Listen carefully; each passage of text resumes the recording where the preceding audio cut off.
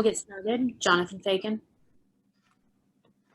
It seems that in a lot of these games, things are going along okay, and then there's a stretch, 7, 9, 11 minutes where just nothing goes right. Do you feel like, is there a reason why things would just fall apart the way it does in some of these games? I wish I had the answer, to be honest, but no, I really don't understand. I don't know. Just be a spurt of turnovers or missed shots.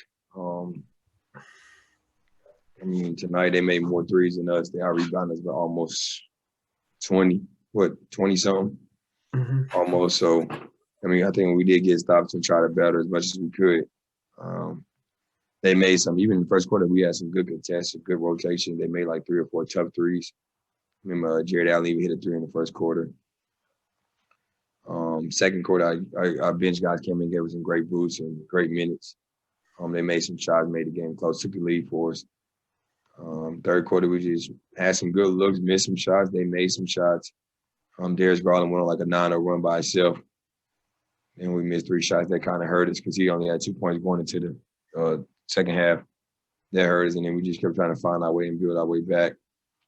But most importantly, they made more threes than us, and then they made more shots. But also the most important thing, when they did miss, Jarrett Allen was there to pick up the misses, and he killed us. I think he was 10 for 11 for like 26 and 15 rebounds. So, we out there competing and trying the best we can with a small lineup. But, that can be tough at times. Thank you. Adam Spolin. John, Steven said he thought the difference with the defense between the first half and the second half was effort. Did you think the effort was lacking after halftime? I can't really say. They made some shots. They did get out in transition a lot more in the second half than they did in the first half. There was off some turnovers that hurt us, and they converted on it. But I think the most important thing outside of all of that is if Darius Garland don't hit those 3 threes in a row in the middle of the third quarter, we still into the game. I think that boosted up to like a 12-point game. And we were just trying to find our way back up every chance we had. And then that's when Saxton got going. They just all played well. But, the most important thing was we got to do a better job. I think we competed. I think we switched well. We were trying to rotation, trying to fight in the post against Jarrett Allen, JaVale, and those guys. And it was just tough. When things aren't going well, does it feel like that you're always getting hit with a run like that where a guy has 2 points in the first half and then all of a sudden hits 3 threes in a row after halftime? Well, it's just about communication for us. Communication. We got to do a better job in transition. Even if we miss a making, it's not transition. They're a team that take the ball out fast, push the pace, and we're small, so nobody really has a man, So the closest guy to you just got to say that's yours, and we don't do a good job of that. And then we get around scrambling, and they had some guys making shots. Even the guy, number 9, came off the bench, made big shots for them. It just said guys that came off and played their role very well. They came in and made shots that they needed to.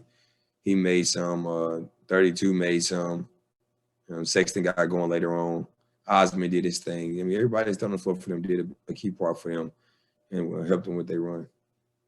Kelly Eco. Hey, John, how would you assess how Victor, came back and was able to mesh with you guys, and how important is that going forward just to kind of get the rhythm back, between you, Vic, and then eventually when Christian comes back? Oh, well, we know what Vic can do. Vic's a scorer for us, and somebody that put the ball on the floor can shoot threes. We know how it's going to be trying to find your rhythm back, and we try to give him the ball, let him be the best Vic he can be for us and help us out. And the shots he took, we live with because we've seen him make them before. And that's a tale of putting in the work that he's been putting in to try to get back right and get back healthy, but it's a lot different than getting game speed than it is practice speed. So with due time, he'll find that rhythm back, but we're not down on him for missing those shots and taking those shots and being aggressive because we need that another person that can create, and then what he brings on the defensive end of competing. It's not hard to kind of mesh a guy back in like that because you just take turns of whoever's high or whoever got it going and reading what the defense gives us.